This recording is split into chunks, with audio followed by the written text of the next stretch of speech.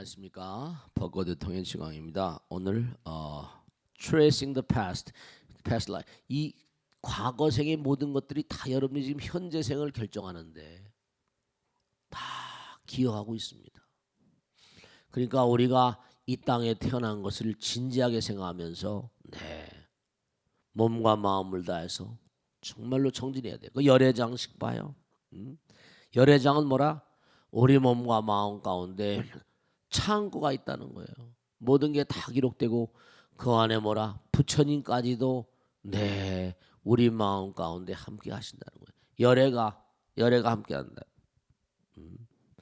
그러니까 우리가 부처님으로부터 중생일까지 모든 그런 그 정보가 우리 몸속에 담겨 있어요. 그래서 우리 화두 가운데는 부모 미생전 진면목이라, 부모 엄마 뱃속에 들어오기 전에 나는 누구였던가, 천지계와 미분전이라, 이 천지가 문이 열리기 전에 나는 누구였던가, 이런 화두가 있는 거예요. 몸과 마음을 다해서 열심히 정진하면 그 부처님께서 뭔가 하니 다 깨닫고 보니까 팔천생이 한눈에 보이고, 깨닫고 보니까 뭐라? 정말 무량겁이 다 한눈에 보이고. 왜냐? 내가 온 그 자리를, 본래 부처님의 자리를 내가 깨달아 버리면 부처님부터 중생으로 쭉 내려온 그 계보를 다 알겠어 모르겠어요? 다 기록에 남아 있으니까. 물지아 엘리아데란 유명한 종교학자가 인도에 가서 오랜 세월 동안 살면서 인도 사람들하고 생활하면서 정말 과거로 뭔가 거슬러 올라가는 그런 인도의 요기들을 보고 쭉 얘기하는 거죠. 그러니까 여기 다 나오거든요. 부처님으로부터 중생으로 오는 모든 것이 다 들어있는 게 알라야식이라는 거예요. 열애장식. 알라야식은 본래 원만하고 청정한 성품을 가졌으므로 세상에 태어난 거울 같은 것이라. 부처님으로부터 세상에 태어난 스타트, 제일 처음에 나는 어떻게 이 세상에 왔는가, 그게 다 말이죠. 다 전부 다. 그 여러분의 기억에 남아 있어요. 기록에 남아 있고. 그러니까 여러분이 몸과 마음을 다 열심히 정진하고 언젠가 여러분이 성불하시면 전생이 다 떠오르거든요. 흔히 다 보이게 되는 거예요. 그게 삼세 숙명통이라고 하잖아요. 과거명, 현재명, 미래명 흔히.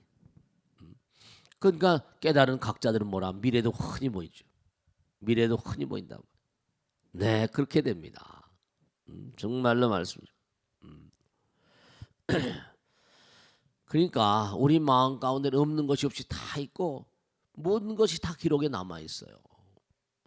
그러니까 우리가 하나만 딱 생각할 수 있는 건 뭐냐면 정말로 나쁜 기록을 남기면 좋을 수가 없죠. 그죠? garbage in, garbage out. 쓰레기를 집어넣으면 쓰레기를 나오는 것처럼, 쓰레기가 나오는 것처럼. 그 대포포장이 바로 그런 거예요. 우리 마음 가운데는 정말 어마어마한 법의 창고가 있고 무량겁의 창고가 있는데, 그러니까 여러분이 이걸 아셔야 된다. 마음이 몸에 있는 게 아니고 뭐라? 몸이 마음에 있지 아니하다 그랬죠. 내가 이 육신을 벗어버리면 어떻게 돼요? 다시 허공으로 가요. 그럼 뭐죠?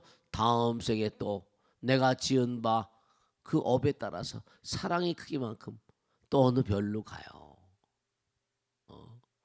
어떻게 여러분들이 사시고 계세요? 그러니까 여러분의 미래는 지금 이 순간 만들어가고 있다니까요. 몸과 마음을 다해서. 정말 우리가 함부로 살 수가 있는 존재가 아니에요. 이걸 정말 진지하게 생각하셔야 돼요.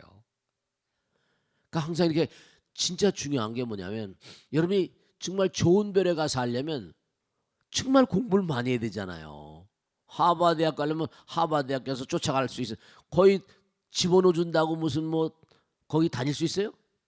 우리 한국 학생들이 문제가 되는 게 들어갈 땐 잘 들어갔는데 잘 나오질 못하는 거야. 너무 퇴학을 많이 하고 자퇴를 많이 한대요. 따라가기가 힘든 거야. 입학은 해, 입학은 해. 따라가질 못한대. 천당에 보내거나 극락에 보냈다.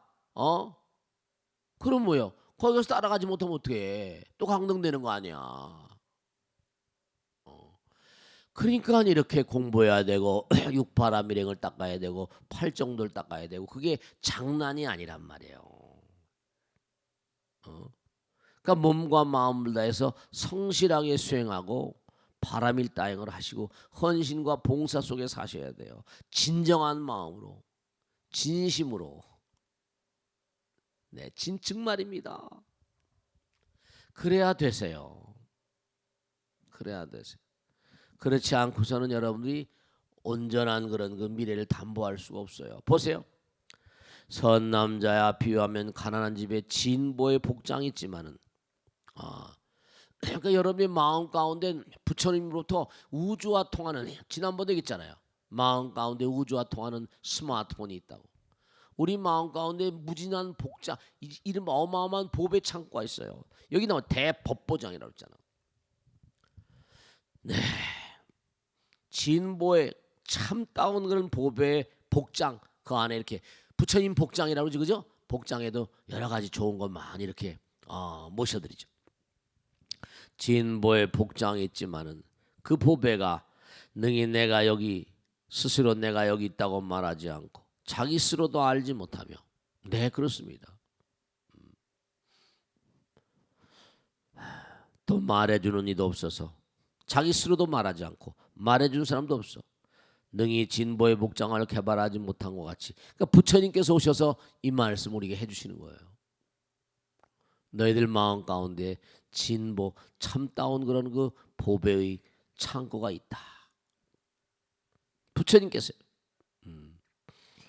진보의 복장을 개발하지 못한 것 같이 일체 중생도 이와 같아서 열애의 직연과 대법보장이 그 몸 안에 있건만은 부처님도 어쨌든 사람으로 오셨었잖아요. 그래 안 그래요? 마야부인의 태 들어서 사람으로 왔었잖아요. 근데 전생서부터 많이 닦다 보니까 자기는 부처의 길 갔지만 우리도 뭐라? 똑같이 엄마 아버지 뱃속부터 온 거예요. 다만 깨닫지 못한 차이지만 우리도 그러니까 언젠가 뭐라? 다 부처님처럼 깨달으면은 이 진보의 벽장을 다 깨닫게 되는 거예요. 그러니까 우리가 지금도 보면 뭐 인공지능이다, 뭐 4차 산업혁명이다, 뭐 사물 인터넷이다, 뭐 클라우드 컴퓨팅이다, 뭐 여러 가지가 많이 있지만 그런 것들이 전부 다 뭐예요? 우리 마음 가운데서 나오는 거 아니에요? 그래 안 그래요? 무지무지한 보배들이 전부 다 마음 가운데 나오는 거 아닙니까? 그래 안 그래요? 우리가 지금 문명의 이기라거나 무슨 뭐 저커버가 무슨 페이스북을 만들어 수십억 명을 뭐 하면서 뭐 돈을 어마어마하게 벌었다. 전부 다 그게 그냥 어떻게 생각하다 보니까 그런 아이디어가 나와서 그냥 어마어마한 보배 창고에 문을 연 거나 마찬가지잖아요. 열의 일체 중생도 이와 같이 이와 같아 이름. 열의 지연과 대포 보장이 그 몸 안에 있건만은 듣지도 보지도 알지도 못한 채 오욕락, 재물욕, 색욕, 식욕, 명예욕, 수면욕 그저 뭐니뭐니도 뭐니가 최고야 뭐 뭐니뭐니도 미스터박이 최고야 뭐 이래가면서 말이지. 미스김이 최고야. 바보 같은 짓만 골라가면서 하고 있다. 인생을 다 낭비해버리고 명예욕, 수면욕 참 먹는 거 먹고 죽은 귀신 때깔도 좋대 뭐 이래가면서 말이지. 참말 정말 말씀이죠. 오용락에 탐욕하여 탐착하고 미혹해서 생사윤전하면서 고를 한량없이 받고 있노라. 그러니까 자꾸만 고통만 자꾸만 자기가 고통받을 일만 자꾸 만들어가는 거야. 고통받을 일만 자꾸만 만들어가는 거야. 안타깝게 그지 없죠. 자꾸만 수명을 자초하는 일. 그러므로 모든 부처님께서 이 세상에 나오심은 중생의 몸 안에 있는 열애장을 열기 위해서니 열애의 곶집이 있어 우리 마음 가운데 열애의 창고가 있습니다. 저들이 믿어받들면 일체지가 밝아질 것이다. 그러니까 자꾸만 부처님 말씀대로 따라가면 정말로 말씀이죠. 일체지가.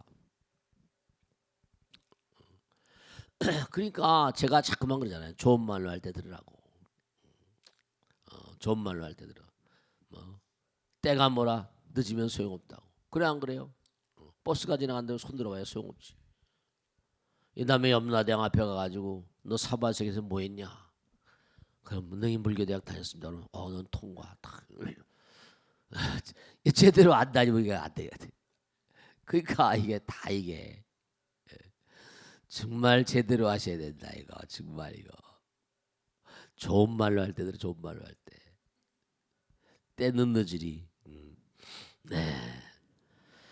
정말 기가 막힌 거예요. 선남자의 나는 부처님의 눈 불안으로 모든 중생에 열애장이 있음을 관함으로 모든 보살들 위해 이 법을 살아노라. 네, 그렇습니다. 네. 그러니까 우리가 삶을 살아가면서 정말 우리가 스스로의 마음 가운데 뭐가 있는지 너무 모르는 바보같이 그 인생을 살고 있다고요. 그러니까 옛날에 노래하는 가수가 그러대 바보처럼 살았군요. 누가 바보처럼 살래? 바보처럼 살았군요. 막. 그러니까 우리가 참 이게 안타까운 거예요. 우리가 이제 중요한 게 뭐냐면 가만히 생각해봐. 여러분들이 아까도 그런 얘기 했잖아요, 그죠? 어, 좌안에 뭐 운에 얘기하고 막 그런 얘기했지만 정말 우리가 소중히 여겨야 될 게 우리가 먹는 음식물이 말이죠. 우리가 먹는 음식물이 정말로 맨 마지막에 만들어진 물질 가운데 하나가 뭐죠? 호르몬이에요. 골수에서 만들어진 거거든요. 우리가 음식을 먹으면 그 음식이 이제 피 속에 녹습니다. 그럼 피가 되고 살이 되는 거잖아요. 피 속에 녹으면 그게 뭔가 세포마다에다 던져서 그 세포 가운데 이제 이른바 말하면 그것 또 좋은 게 또 모여서 힘줄이 되고 뼈가 되고 골수가 되고 맨 마지막에 호르몬이 되니까 호르몬을 함부로 쓰면 안 돼. 그러니까 쓸데없이 뭐 남자 여자 만났는데 호르몬을 쓰지만 특히 뭔가 아니 쓸데없이 짱구 돌리고 쓸데없이 전부 다 호르몬 우리 몸에 나오는 호르몬이 수천 종류가 된다니까. 그거 보세요. 이 몸은 맨 처음에 어떤 원인에 이루어지는가? 부모의 정과 혈이 모여 그 정자 난자가 모이는 거죠. 그 원인을 생기게 하는 바 음식을 받아서 먹고 나면 그 시변에서 모여서 점액질이 그렇죠. 점액질은 바로 뭐죠? 피를 타고 흐르는 겁니다. 이 점액질의 요소가 그 다음에 먹으면 우리 몸에 따뜻한 체온으로 데필 거 아니야, 그죠? 30도부가 됩니다. 그러면 이게 이제 바람 따라 또 피를 따라 흘러갑니다. 우리가 호흡하잖아요, 그죠? 호흡할 때마다 어떻게 돼요? 호흡할 때마다 공기가 들어갔다 나갔다 하면서 피가 도는 거야. 혈액 순환이. 그러니까 우리의 호흡과 혈액 순환은 아주 직결돼 있습니다. 호흡할 때마다 피가 세치씩 움직인다는 얘기도 하고. 바람의 작용으로 흐르는 성분과 흐르지 않은 성분으로 나뉜다. 흐르는 것은 피가 되고 피가 변해 뭐라? 피가 되고 살이 되는 찌개 백반 이렇게 나오잖아요. 피가 변해 살을 이루고 살은 뭐라? 지방을 이루고 지방은 뭐 글루코스 또 지방은 뭐라? 뼈가 되고 뼈는 뭐라? 뼈에서 골수가 나와요. 골수에서 뭐라? 정액으로 인다. 그렇기 때문에 이게 단계적으로 보면 호르몬이 제일 마지막에 만들어지는 거기 때문에 이게 참 소중한 건데 함부로 아무 따나 막 써버리면 이게 골로 간다. 그 대표적인 게 뭐냐면 이른바 말하면 인슐린 같은 것도 호르몬이잖아요. 코드가 다 같아요. 그 함부로 살면 당뇨 같은 거 고혈압 뭐 전부 다 오죠. 그러니까 우리가 이 몸을 정말 항상 자비로운 마음으로 여러분 몸에 있는 수많은 세포들 우주들이거든요. 미생물들도 하나의 우주 같으니까. 원자 전자가 다 하나의 우주 같거든요. 일미진중 함시방이니까. 한 티끌 속에도 우주가 들어있는 판이니까. 네, 그렇습니다. 그러니까 중요한 건 뭐냐면 이 몸뚱아리가 물거품 같은 이 몸을 잘 써야 된다니까. 정말 물거품 같은 이 몸. 전부 다 물포대 아니에요. 정말로 무상하다 이거. 정말 이거 여러분 몸을 정말 몸을 사랑하죠. 때 빼고 확 내고 좋은 거 먹이고 좋은 거 입히고. 근데 그렇게 좋은 거 먹이고 좋은 거 입히고 뭐 좋은 차 타고 다니고 좋은 옷 입고 이렇게 해봤자 뭐라. 이 몸을 잘 활용해서 부처님의 거룩한 뜻을 이 땅에 펼치는 사랑을 뭐라 끊임없이 키워가는 도구로 써야 할 텐데 그저 때 빼고 광내고 그걸로 끝이야. 그러면 어떻게 잘 써먹고 절도 하고 기도도 하고 이렇게 법당에 와서 앉아 계신 건 정말 잘하는 짓이죠. 잘한 일이야. 지금 이 시간에 또 친구들하고 앉아서 노닥거리고 그냥 온통 쓰레기 같은 소리 다 하고 그런 여자들이 있겠어요, 없겠어요? 그럼요. 그런 여자들은 참 골치 아픈 여자들이죠. 이 몸을 정말 잘 써야 됩니다. 보세요. 부모가 낳아준 이 몸을 살펴보건대 지수화풍 4대겠잖아요. 4대가 잠시 모였으므로 편의상 이름 지은 몸이라 하는 바 온갖 괴로움의 근원이다. 미혹으로 인해 생겨나고 인연으로 사라지니 참으로 무상하다.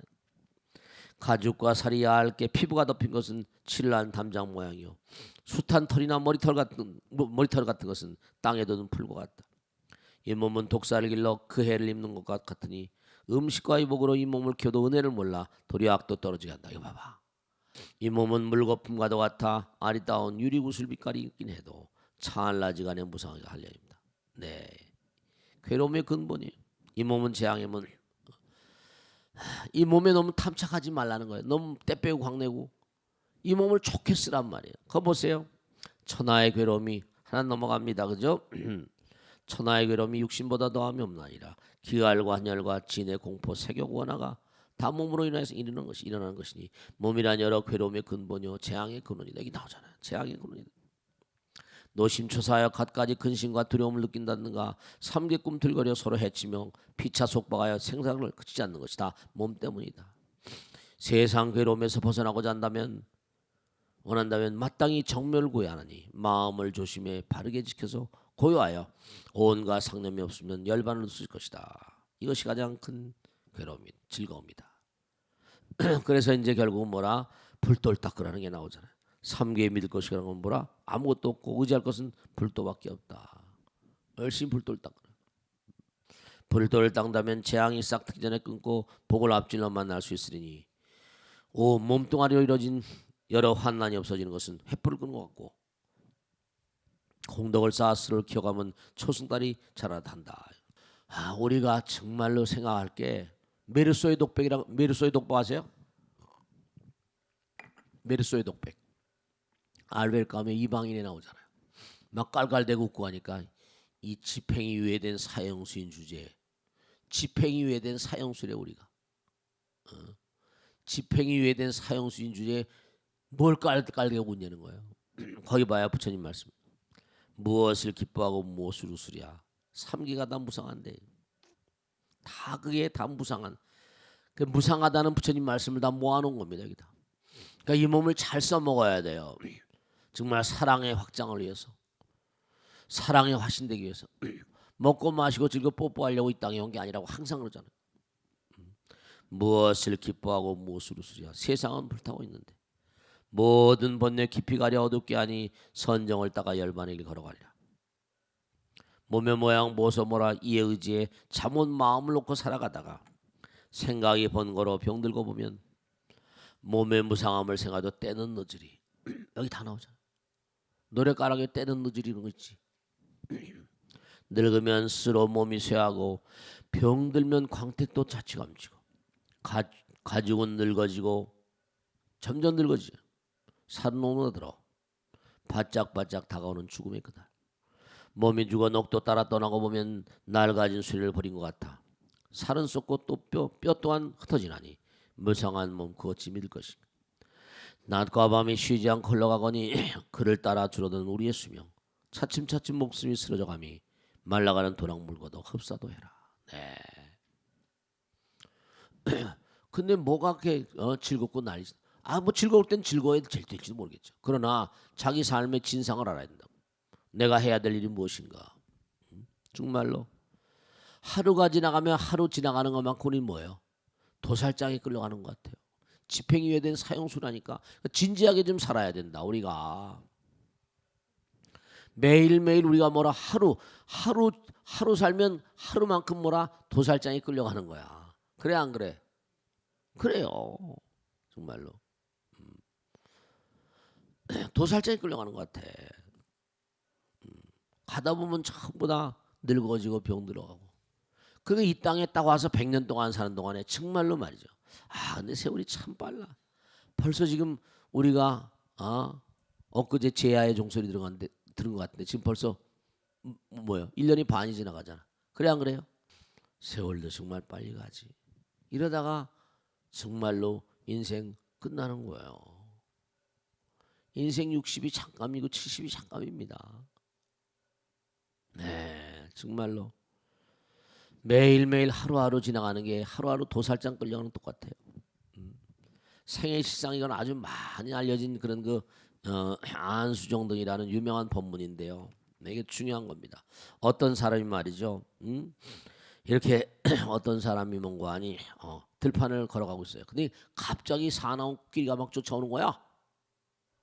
사나운 코끼리가 막 쫓아오니까 기겁을 해가 도망가다 보니까 우물이 하나 있어. 근데 우물 옆에 뭔가 등나무 덩쿨이 하나 내린데 등나무 덩쿨이 하나 있으니까 그 덩쿨을 안고 우물로 몸을 피한 거야. 우물로 몸을 피했는데 보니까 코끼리는 피하긴 피했는데 뭐냐면 그 등나무 덩쿨을 잡고 내려가고 보니까 밑에 보니까 동룡이 입을 딱 벌려. 떨어지면 동룡이 입을 딱 벌리고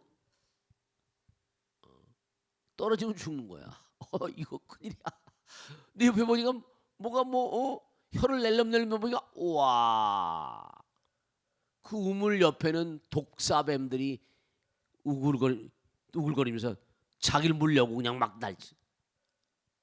아휴, 아래를 봐도 죽고 옆을 봐도 죽고 위를 봐도 죽고 꼭 죽게 새 있는 게 그 인생의 모양이라 이겁니다. 근데 여기서 뭐가 똑똑 떨어지니까 혀를 딱 대보니까 꿀방울이 똑똑 떨어지는 거야. 보니까 그 등나무 덩굴 위에 벌이 집을 쳐놓고 말이지 꿀방울을 날라오는 거야. 그러니까 이 친구는 자기가 그게 지금 등나무 덩굴이 자기 생명선이잖아요. 꿀 먹으려고 자기 생명선은 부러지면 죽는 거야. 근데 참 기가 막힌 게 흰지가 나왔다가 까만지가 나왔다가 번갈아 와서 들었다 나왔다 흰지 까만지 낮밤이 흘러가는 거야. 밤낮이 흘러가는 거야. 세월이 흘러가면서 쓸데없는 짓만 하고 앉아있더라 이 얘기야. 우리 인간이 생애 실상이에요. 안수정등의 유명한 본문입니다. 빨리 읽어보겠습니다. 부처님께서 승광하고 이르셨다. 온갖 중생은 생사를 생각지 않고 큰 괴로움을 가져올 곳에 탐닉하고 있습니다. 우리 인간의 자화상입니다. 너무 안타까운 거예요. 오늘 공부한 결론 대목 같은 겁니다. 정말 안타까워. 비유하자면 사람이 넓은 들판에 나가 논일다가 사나운 코끼리에게 쫓긴 것 같습니다. 사나운 코끼리는 세월의 흐름이에요. 세월이 막 쫓아오는 거야. 정신없이 쫓아. 사나운 고끼리에 쫓긴 것 같습니다. 그 사람은 기겁을 해서 도망을 치다가 비눗물 옆에 나무 뿌리가 있는 것을 보고 그것을 잡고 우물 안으로 몸을 숙였습니다. 근데 우물 속에는 흑백의 두 마리 쥐가 있어서 나무 뿌리 보니까 흑백의 쥐마들이 낮밤이 지나가면서 쏟아대고 있는 거야. 그게 수명이라 수명 뿌리. 기가 막힌 거지. 나무 뿌리를 갉아먹고 있었고 우물 둘레는 4마리 독사 지수화풍 4대 몸뚱아리 4마리 독사가 있어서 그 사람을 깨물려 하고 우물바닥에는 동룡이 도사리고 있는 것이 보였습니다. 그 사람은 용과 뱀에게 잡혀 먹힐까 나무 뿌리가 끊을까에 같았습니다. 근데 나무 뿌리에는 뭔가니 벌집이 있어 거기서 한 방울씩 꿀이 떨어지고 있었습니다. 참. 그는 제 처지를 든 채 그것이 탐나서 나무 뿌리를 막 흔들어댔습니다. 그러자 벌들이 흩어져 이 사람을 쏘았고 벌들은 나쁜 생각을 의미합니다. 들불이 먼저 와서 태웠기 때문에 이 사람은 끝없는 고통을 받았습니다. 네. 여기서 넓은 들판은 인생의 무명장야를 비유하며 나오는 사람 본보고 코끼리는 무상이다. 우물은 험한 세상의 생사의 험한 기슭이고 나무 뿌리는 목숨이요 흑백의 2마리 쥐는 주야요 4마리 뱀은 4대의 몸뚱아리고 꿀은 오용나기 벌은 바르지 못한 사유 자꾸만 뭔가하니 꿀을 탐하니까 불은 늙음과 병이요 동룡은 죽음에 갖기 비유한 것입니다. 대왕이시여 항상 이를 생각하여 용락에 의해 삼키우는 바가 되지 않도록 해야만 합니다. 네, 그래요. 우리가 지금 이 짝이라니까요. 어떻게 생각하세요? 정말로 말씀. 그러니까 정말 우리가 삶을 살아가면서 안타까운 게 이러다가 인생이 끝납니다. 그러니까 나는 젊다 이러지 말아요. 우리 이렇게 부처님 말씀 공부한 사람은 좀 달라야 되잖아.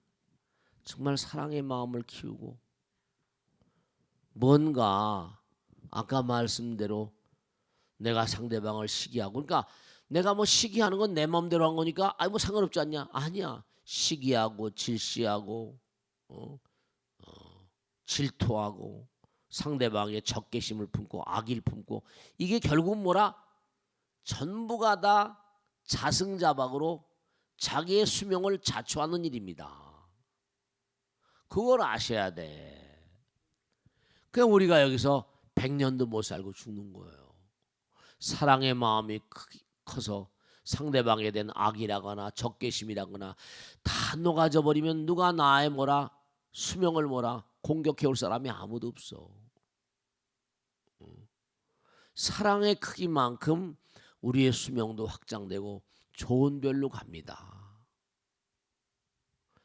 그러니까 살생하지 말라 하는 게 꼭 무슨 뭐 벌러지나 뭐 소나 돼지나 이런 거 잡는 게 아니라 여러분 진짜로 중요한 게 직접 뭐 하는 게 아니라 간접적으로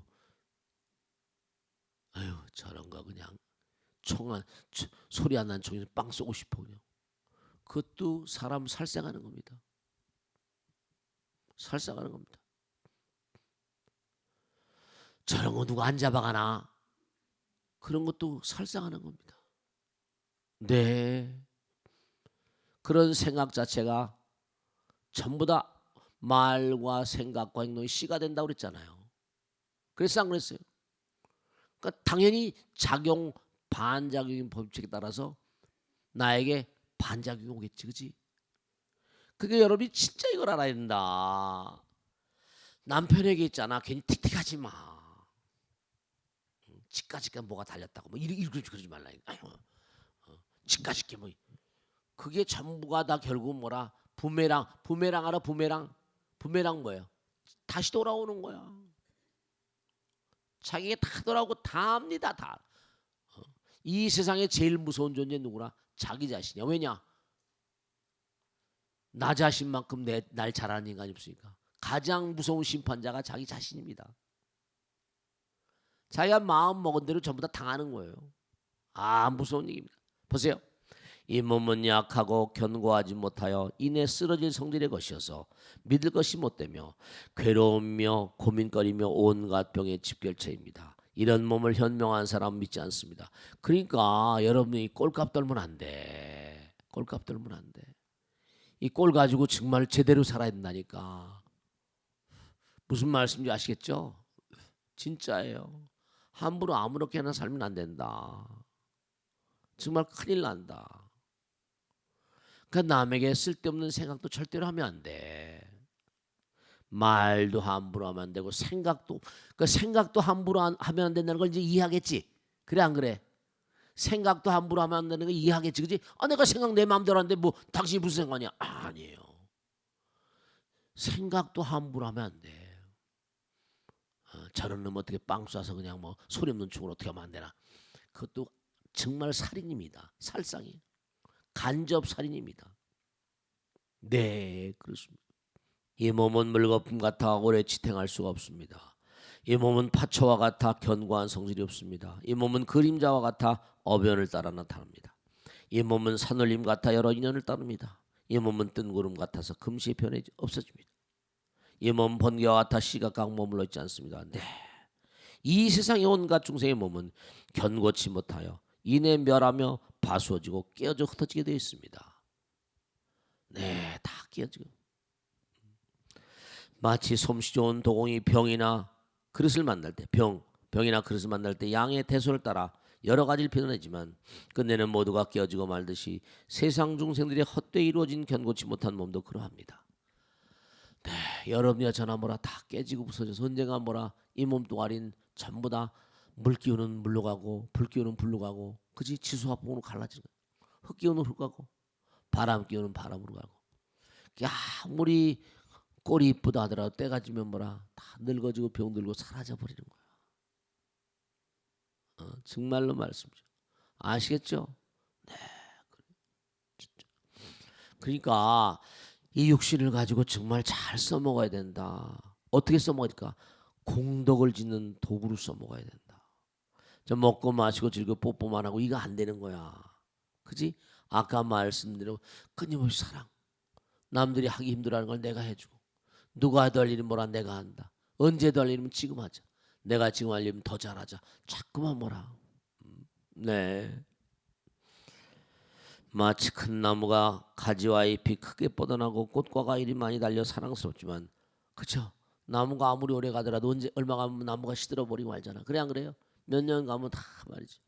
나무도 소출을 내다가 감나무도 배나무도 다 죽습니다. 그 씨를 많이 내려고 그렇게 애를 쓰고 그 자기 자식들 뭐라 퍼치려고. 우리 어렸을 때 그 보면 마당에 보면 참 희한하게 봉숭아라 봉숭아 울밑에선 봉선화야 뭐 그렇지. 그 봉선화가 여름이 되면 말이 어때? 씨를 뿌리지 그지? 어때? 탁 터져버려 그지? 미사일 쏘는 것 같아. 아 어렸을 때 참 신기하더라니까. 그러니까 그게 자기 꽃 밑에 있으면 잘할 수가 없잖아. 그래 안 그래? 그게 멀리 가야 돼. 멀리 가야 되니까 그냥 팍 쏴가지고 그냥. 아 그러니까 식물들도 이게 장난이 아닌 거야, 그지? 식물들의 지혜와 상상력이라는 건 이건 도저히 뭐라. 아 정말 걔네들도 한 반치 지혜 한 반치씩 지혜 한 반치.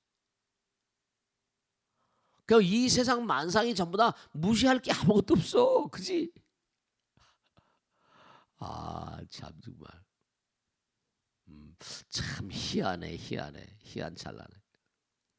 그러니까 정말 세상 만상을 다 사랑하다 죽어야 돼. 진짜로 모든 세상 모든 만물이 다 부처님의 분신들이야. 함부로 아무 따나 해서는 안 돼. 정말로 말씀이죠. 네, 마치 큰 나무가 가지와 잎이 크게 뻗어나고 꽃과 과일이 많이 달려 사랑스럽지만 곧 말라지고 말듯이 세상 사람들의 견고치 못한 몸도 또한 그렇게 되고 만다. 밤에 이슬이 햇빛이 비치면 이내 없어지고 말듯이 이 세상 중생들의 견고치 못한 몸도 몸이 잠깐 동안 머물러 있는 모양 또한 그러하다. 마치 바다와 강물 위에 물거품이 생겼다가는 이내 뭐라 없어지듯이 중생의 몸도 또한 그러하다. 무슨 말씀인지 아시겠죠? 네, 정말로 우리가 삶을 살아가면서 정말 어떻게 살 것인가? 이 몸을 가지고 이 정말 때 빼고 광내고 좋은 거 먹이고 해가지고 그냥 뭐라 걸음이 될 것인가? 정말로 죄만 많이 질 것인가? 이거 정말 진지하게 생각하셔야 돼요. 아시겠죠? 자, 오늘 여기서 모두 마치겠습니다. 대단히 감사합니다. 고맙습니다. 마치겠습니다. 수고하셨습니다.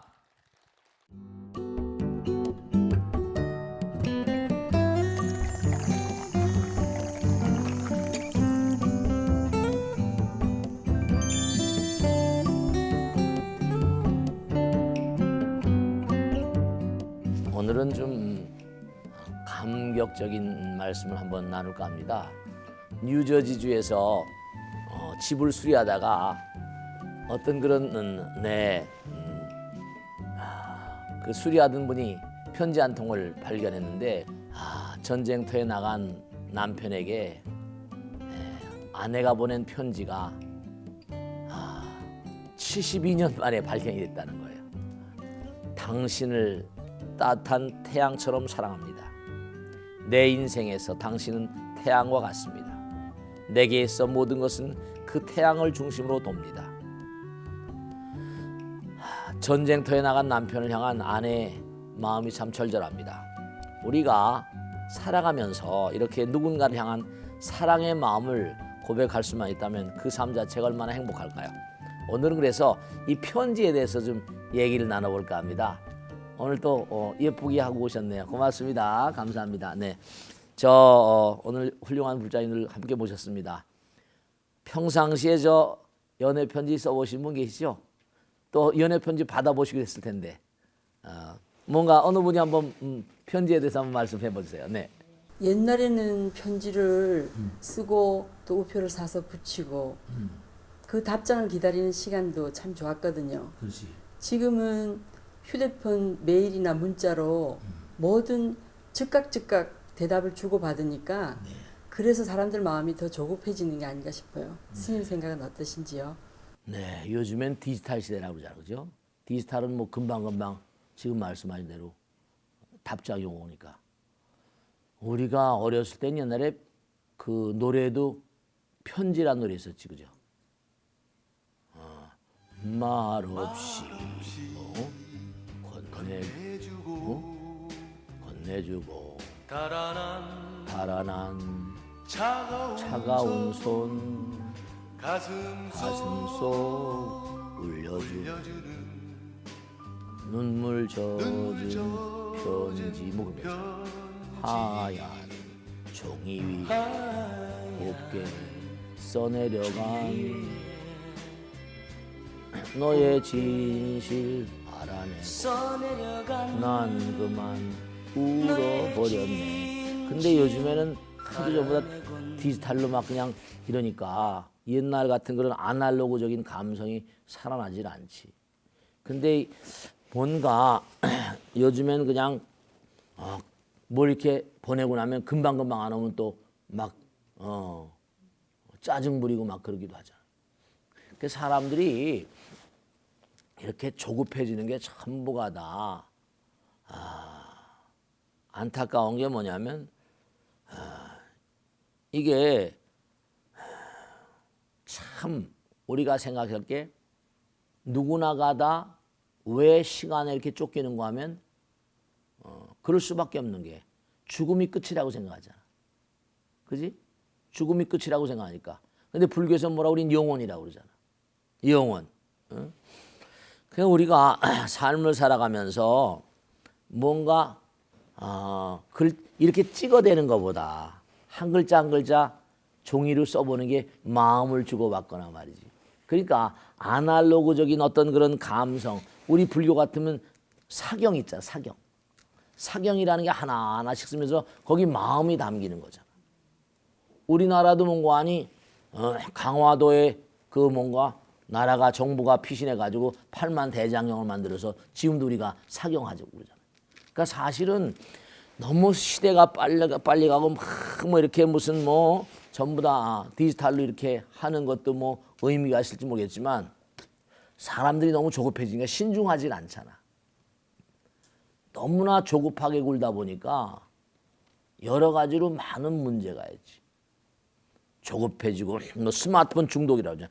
내가 뭔가 누구한테 문자를 보냈는데 답이 안 오면 절절절절 막 안타까워한다는 거 아니야, 그지? 불안해지고. 그러니까 우리 그런 어떤 그런 조급함을 우리가 절들에서는 뭔가 이렇게 좀 가라앉히 완화시키기 위해서 뭐 템플스테이 같은 것도 하고. 그러니까 뭔가 사람들이 즉각 이게 반응하는 게 좀 뭔가 어떤 결정도 말이 좀 생각을 하고. 그러니까 우리가 보면은 절에서는 모든 게 기다림이잖아. 두인변에다가 절사자를 쓰면 기다릴 대자라. 그지? 모든 게 기다림의 미학. 그치? 모든 게 참을 써 있고 기다려야지 뭔가 제대로 된 게 나오는데 급박하게 뭘 하다 보면 그게 항상 뭔가 제대로 나올 수가 없지. 뭔가 뭘 하나 이루려도 뭔가 한 시간이 걸리잖아.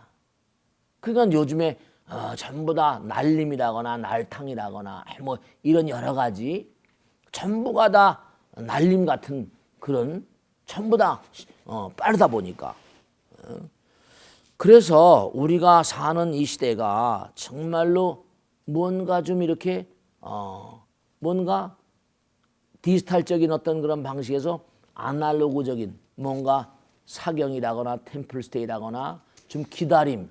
그러니까 옛날에는 뭔가 아니 뭘 하나 하더라도 전문가가 되려면 항상 나름대로 뭔가 아니 시간을 투자해서 많은 시간 기다려가지고 뭐 전술 반당한 도제가 된다 그러거든.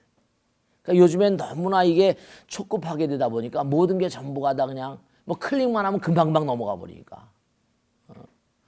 좋은 점도 있을지 모르겠지만 정말 탁월한 작품이나 위대한 작품 같은 건 시간이 들 수밖에. 그런 점들이 참 좀 아쉽지 않나. 그냥 금방금방 폐품이 돼버리고 물건 같은 것도 뭐라 금방 쓰다 금방 없어져 버려. 쓰레기가 많이 나오고. 그 문명이 쓰레기 더미가 되는 그런 상황이 되는. 그러니까 뭔가 진죽하게 그 저 깊이에서 우러나오는 그런 세계가 아니고 그냥 얕은 세계, 천박한 어떤 측면이 뭔가 강화되는 그런 세계 같아서 너무 안타까운 측면이 있다. 그런 생각이 들 때가 많이 있어요. 또 그다음 분 누가? 오늘 이야기를 나누면서 남편한테나 아이들한테 손편지를 한번 써보고 싶은데요. 갑자기 이런 거 썼다가 왜 그러냐고 이상하거나 싫어할 수도 있다고 생각하는데 어떡하죠, 그럴 때 스님? 제가 비슷한 얘기인데요. 제가 이제 어느 날 법회를 하면서 우리 불경에는 그런 게 나오잖아요. 뭐가 나온 거 아니? 상대방 아내를 뭐라 신처럼 모시라고 그러고, 아내를 신으로 모신 거 아내가 뭔 거 아니? 정말 남편이 자기를 신처럼 모셔주면 아내도 남편을 신처럼 모실 거 아니에요. 그 유명한 헨리 토마스의 소설에도 네가 왕이 되고 싶으냐? 아내를 여왕으로 모셔라 이게 있거든요. 그래서 제가 법회 때 그랬어요. 남편이 퇴근하고 들어오면 합장하고 말이지. 응? 약줄 들고 들어오셔도 합장하고 맞으라고 했거든요. 그랬더니 스님 그 쑥스러워서 어떡하냐 이거야. 한 번도 안 해보다가. 그래서 어느 날 남편에게 들어오셨습니까? 약줄 드시니까 처음엔 이상하다. 아이고 우리 마누라가 우리 보살님이 왜 그래 그러더라는 거예요. 근데 매일같이 자꾸만 합장하고 맞아드니까 남편이 약주 드시는 것도 덜 드시고 점점 남편이 보살같이 굴더라고요. 그러니까 마찬가지로 처음엔 쑥스럽지만 한 번 더 배운 반포사는 보살님은 뭐냐면 참 그분 말씀을 들으면서 마음이 찡했던 게, 이분은 아이를 낳지 못해가지고 이제 뭔가 결혼을 파한 다음에 혼자 살다가 다시 이제 재취로 재혼하신 거지. 근데 그 집엔 애들이 있었던 거예요. 그 재혼을 하셨는데 그 재혼을 한 집에 아들들 딸들이 있는데 참 써먹써먹하고 어렵더라는 거지. 그래서 자기가 문득 생각하기를 도시락에다가 편지를 했다는 거예요. 나는 너를 낳아준 엄마는 아니지만 넌 낳아준 엄마보다 더 훌륭한 엄마가 되고 싶다.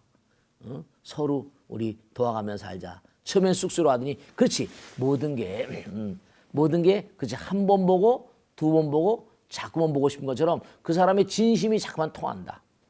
속초에 산 어떤 부부가 제 그래서 보니까 30년 가까이 부부가 서로서로 편지를 나눴다는 거야. 근데 말로도 할 수 있는데 근데 글은 또 뭔고 아니 좀 다른 세계잖아요. 말은 그냥 사라져버리지만 글은 한자 한자에 뭔고 아니 정성이 또 들어가잖아. 그 글을 쓸 때마다 상대방에는 배려심이 생기거든. 글을 쓸 때마다 상대방을 생각하게 되잖아. 말은 바로 앞에 있으니까 상대방을 배려하는 마음이 좀 취약할지 모르겠는데 글을 쓸 때마다 상대방을 배려하고 상대방 마음까지 생각하고 하다 보니까 그게 자기 마음이 담기고 하다 보니까 읽는 사람도 뭔가 상대방의 배려를 읽을 수 있잖아. 그러니까 부모 자식 사이, 부모 자식 간에 마찬가지. 조금 전에도 그지? 도시락 편지해가지고 아이들, 내가 정성스럽게 그렇게 네가 건강하도록 이렇게 만든 음식이니까 먹고 건강하고 열심히 공부해라. 계모님이 그렇게 했다는 거야. 그러니까 그 아들이 전혀 엄마 소리를 안 하더니 얼마 지더니 엄마 그러더라는 거 아니야. 스님 편지가 정말 아이의 마음을 울렸나 봐요. 그러니까 뭔지 정성이라. 정성이 부처님이거든. 정성이. 그러니까 무슨 뭐 한다고 처음엔 좀 쑥스러울지 모르겠지만 한 번, 두 번 그런 일들이 많아요. 또 하나 제가 말씀드리면 손편지도 그렇지만 정말로 그 부부 사이가 아주 악화돼 가지고 제가 그 편지를 보고 놀랐는데 악화돼 가지고 아내가 남편에게 이혼을 하자고 그런 거야. 그랬더니 남편이 뭔가 아니 글을 하나 써왔는데 아이가 지금 결혼 나이가 됐는데 네가 하자는 대로 다 해주고 싶은데 아이들에게 우리들의 잘못으로 괴로움을 주고 싶진 않다. 그러니까 오늘부터 네가 마음대로 해도 좋은데 아이들 결혼하고 살고 하는 걸 위해서는 이혼이란 말 하지 말자. 그러니까 이제 이보살이 막 애들은 결혼하고 막 이제 자기가 멋대로 사는데 오랜 세월 집에 같이 살면서 노타치 한 거야. 남편은 지가 밥을 해 먹고 살더니 전혀 관여하지 않은 거지. 근데 오랜 세월 가다 보니까 자기가 뭔가 남편이 그냥 그래도 한 집에 사니까 이혼했었으면 못 만날 텐데 그래서 어느 날 밥을 해주고 싶다라는 마음이 일어나더래. 그 밥을 해가지고 탁재우를 했더니 그냥 안 먹고 나가더래. 한 번 안 먹고 두 번 안 먹고 그래서 며칠 하더니 뭐냐면 한 보름인가 그때 안 먹고 하더니 어느 날 먹고 나갔더래. 그래서 그 식탁 위에 쪽지가 있는데 남산 밑에 어느 곳으로 나와라. 그 찾아가 보니까 연애 걸 때 같은 음식점이래. 그러니까 뭔가 편지글이 가슴 뭉클하고. 그래서 그때 남편이 그 편지를 자기한테 안 써주고 이혼했더라면. 그래서 그 보살님 레포트 제목이 뭔가 하니 다시 찾은 뭐라 행복의 편지 뭐 그런 거. 그러니까 뭔가 말로 못하는 걸 말로 못하니까 글로 쓸 수 있잖아. 그러니까 우리가 삶을 살아가다 보면 우리 스님들도 뭔가 서로 간에 이렇게 도의 길을 얘기할 땐 이렇게 뭔가 편지글을 써가지고 경봉 스님의 어떤 유명한 그런 그 도담 같은 편지 같은 것도 지금 남아있는 게 있고 여러 가지가 있습니다. 그러니까 뭔가 전혀 이 편지 쓰는 걸 쑥스러워 하지 마시고 아들에게, 딸에게, 남편에게 같이 살지만 또 아버지에게, 시어머니에게, 시아버지에게, 친정아버지, 친정어머니에게 편지를 뭔가 한 번씩 쓰면은 그게 나름대로 마음의 울림이 있을 것이라는 걸 제가 말씀드리고 싶습니다. 네, 고맙습니다. 네, 편지로 나의 마음을 전달하면 편지 속엔 뭐라? 비교적 가식이 없는 진실이 많이 담기잖아요. 그렇기 때문에 이른바 편지로 쪽지로 내 마음을 전달하면 여러 가지 뭔가 부정적인 그런 그 결과보다는 긍정적인 효과가 훨씬 더 클 것이다. 마음과 마음을 하나로 그렇게 해주는 아주 뭔가 의미로운 그런 그 통신 방법이 될 것이다. 소통의 방법이 될 것이다. 그런 말씀을 드리고 싶습니다. 자, 오늘 차담은 여기서 마치겠습니다. 고맙습니다. 감사합니다. 감사합니다. 네.